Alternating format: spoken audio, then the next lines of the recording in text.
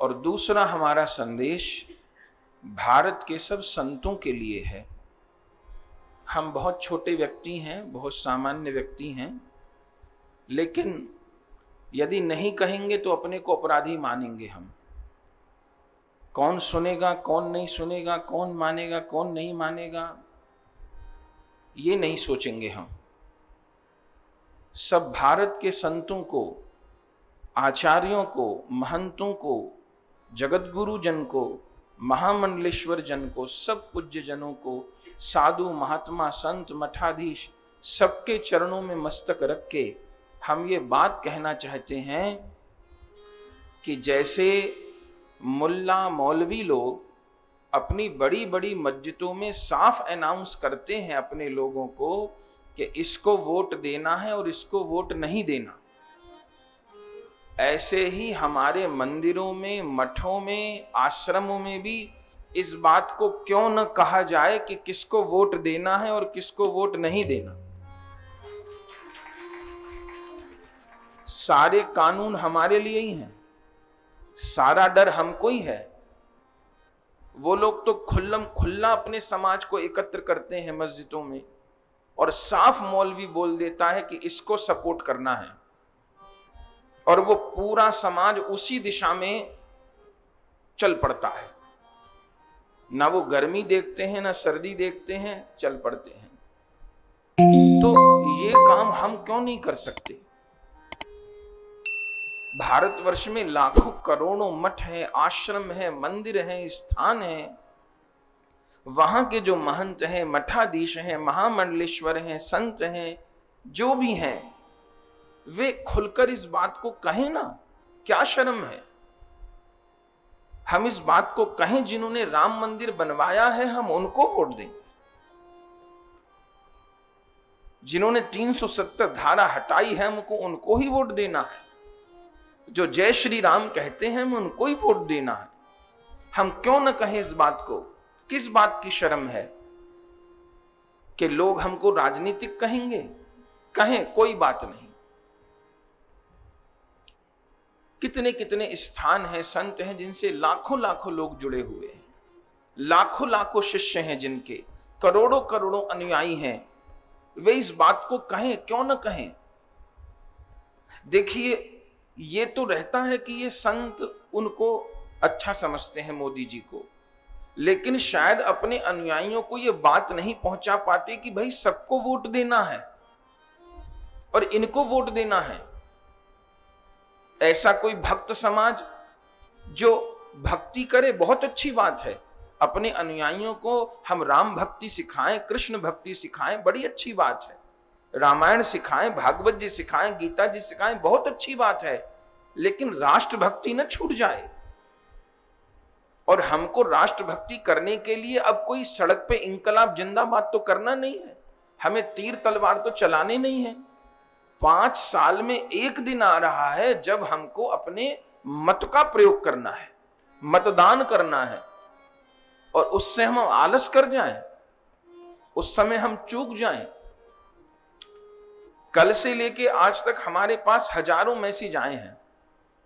लोगों ने हमको बताया, महाराज जी वोट वाले दिन लोग देख करके कि पास में शनिवार है, रविवार है, पिकनिक मनाने चले गए हिंदू लोग। तो क्या 3 दिन की छुट्टी पड़ गई? मानो शुक्रवार को वोट देना है तो शनिवार और रविवार पास में, 3 दिन की छुट्टी, चलो कहीं पिकनिक मना के आए, मौज मस्ती करने जाएं। ऐसी मौज मस्ती की, जब हमारे घर में आग लगेगी तभी हमको चेत आएगा क्या? जब कोई हमारी बेटी को अपमानित करेगा तभी हमको ठीक लगेगा क्या? कितने भाइयों ने, एक भाई ने तो हमको पूरा आंकड़ा दिखाया कि वहां पर 5000 वोट से बीजेपी हारी, वहां 7000 वोट से हारी। फिर उन्होंने हमको ये आंकड़ा भी दिखाया कि वहां कम से कम 50,000 मतदाता तो मत ही देने नहीं गया और पार्टी हार गई 5000 वोट से। आप सोचिए, जो 50,000 लोग वोट देने नहीं गए वो कौन थे? ये हम भी जानते हैं, हिंदू ही थे वो, जो आराम कर रहे थे घरों में या पिकनिक मना रहे थे कहीं। 50-50 हजार, 1-1 लाख लोग वोट देने नहीं गए और कहीं 5,000 वोट से मोदी जी हारे, कहीं 8,000 वोट से मोदी जी हारे। यदि उन 50,000 लोगों ने वोट दिया होता तो जहां 5,000 से हारे थे वहां 50,000 से जीतते। कितनी बड़ी भूल हो गई, चूक हो गई। हम कोई राजनीतिक व्यक्ति नहीं है, हमको कोई चुनाव नहीं लड़ने, हमको कोई लोकसभा विधानसभा नहीं जाना। हमको तो हमारे गुरु जो काम बता के गए हम लोगों को मरते दम तक वही करना है। लेकिन इस भारत माता में पैदा हुए हैं ना, इस भारत की मिट्टी में ही हमको मरना है। इस भारत माता से गद्दारी नहीं कर सकते हम लोग। जिस भारत की रोटी खाते हैं उस भारत माता से तो गद्दारी नहीं कर सकते ना। हम लोगों के पास वाणी है तो हम वाणी का प्रयोग करेंगे। तो सब भारत के संतों को हम निवेदन करते हैं कि क्यों न कहें, हम अपनी बात बताते हैं। हमारे आश्रम से लाखों की संख्या में लोग जुड़े हैं, YouTube के माध्यम से हमसे लोग लाखों की संख्या में जुड़े हैं। और हम गंगा मैया के तट पर पूरे विश्वास पूर्वक कह रहे हैं कि जितने लोग हमसे जुड़े हैं सत्संग के माध्यम से, वो सब लोग वोट देते हैं और सब लोग कमल के फूल पर ही वोट देते हैं। तो हमारी जो औकात है, हमारी जो सामर्थ है, उसमें हम नहीं चूकते। लेकिन किसी एक से तो नहीं होगा ना। भारत भूमि तो संतों की भूमि है, महंतों की भूमि है। क्या संकोच है, हमें क्यों शर्म करें इस बात के लिए। जिन्होंने राम मंदिर बनवाया, हम उनको क्यों ना वोट दें, हम क्यों ना अपने अनुयायियों को सचेत करें। यदि समाज के 10,000 लोग, 1 लाख लोग, 2 लाख लोग, 10 लाख लोग हमारी बात सुनते हैं तो हम क्यों ना कहें। हमको कहना होगा। तो मोदी जी के लिए पहला संदेश दिए हैं और दूसरा संदेश नम्र निवेदन भारत के संतों को दिए हैं। और आप सब भाई बहन भी जहां तक हो सके इसके प्रति उदासीन नहीं हो, अपनी संतान को सचेत करें। जहां तक हम लोग जागरूक कर सकते हैं, हमारे नातीदारे में, रिश्तेदारी में जो लोग वोट डालने नहीं जा रहे उनको कहें भैया 5 साल आराम ही आराम करना, एक दिन वोट डाल आओ भैया। क्यों नहीं डाल के आ रहे? किसको नुकसान होगा? हम ही को नुकसान होगा अंततः। ये बड़े बड़े व्यापार और ये बड़ी बड़ी कोठी बंगले धरे रह जाएंगे।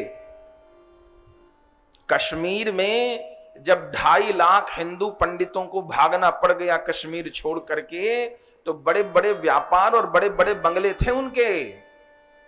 मस्जिदों से अनाउंस हुए कि या तो इस्लाम कबूल कर लो, ब्राह्मणों को कहा, कश्मीरी पंडितों को, और या फिर रातों रात अपनी दुकान, व्यापार, धंधा, घर, पैसा सब छोड़ के चले जाओ और अपनी बेटियों को, बहुओं को, बहनों को छोड़ के जाना यहां। ये अनाउंस मस्जिदों से हुए थे। और आप जानते हैं फिर क्या हुआ। 2.5 लाख कश्मीरी ब्राह्मणों ने, पंडितों ने छोड़ा कश्मीर। जो रह गए उनके साथ क्या क्या हुआ। तो हम इस बात में संकोच न करें। अब शर्म की बात नहीं रह गई है। तो आध्यात्मिक पुरुषों को, संतों को, महंतों को बोलना होगा। हम क्यों ना बोलें? जब वो लोग बोल सकते हैं, उनके लिए कानून नहीं है, तो सारे कानून हमारे लिए हैं। हम क्यों ना बोलें अपने अनुयायियों को?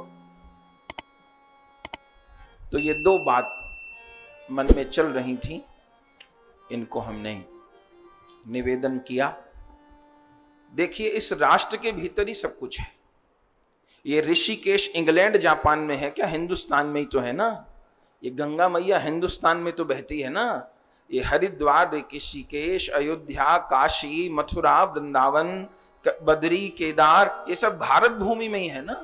ये भारत भूमि सुरक्षित नहीं रही तो हमारे तीर्थ भी सुरक्षित नहीं रहेंगे, हम भी सुरक्षित नहीं रहेंगे। यदि 20-25 साल हिंदू और सोया रहा और इसी तरह विधर्मियों की जनसंख्या बढ़ती रही तो वैसे ही सब कुछ समाप्त हो जाएगा। अभी और कितने पाकिस्तान बनेंगे, कितने पाकिस्तान बनेंगे? तो हिंदू समाज को जागृत होना पड़ेगा, हम सबको सचेत रहना पड़ेगा। एक बहन ने बताया, महाराज काम करने वाली जो बाई होती हैं वो वोट के दिनों में घर चली जाती हैं अपने। बोले क्यों? बोले काम वाली बाई ने हमको बोला कि 2000 रुपए मिलेंगे, मैं तो गांव जा रही हूं वोट देने। काम वाली बाई कह रही है कि 2000 रुपया मिलेंगे, गांव जा रही हूं वोट देने के लिए। अब वो लोग किसको वोट देते हैं हम लोग जानते हैं। तो जहां तक हम समझा सकते हैं, कर सकते हैं, अपने व्यक्तिगत स्तर पर, अपने पारिवारिक स्तर पर, गली मोहल्ले के स्तर पर चूके नहीं। बहुत दिन बाद हिंदू जागा था, अब फिर जुम्हाई लेने लग गया है। कितने सालों बाद तो हिंदू जागा था, अब फिर नींद आने लगी है। हम लोग फिर सो जाएंगे और सोते सोते कोई हमारा गला काट के चला जाएगा। तो सावधान, सावधान, सावधान।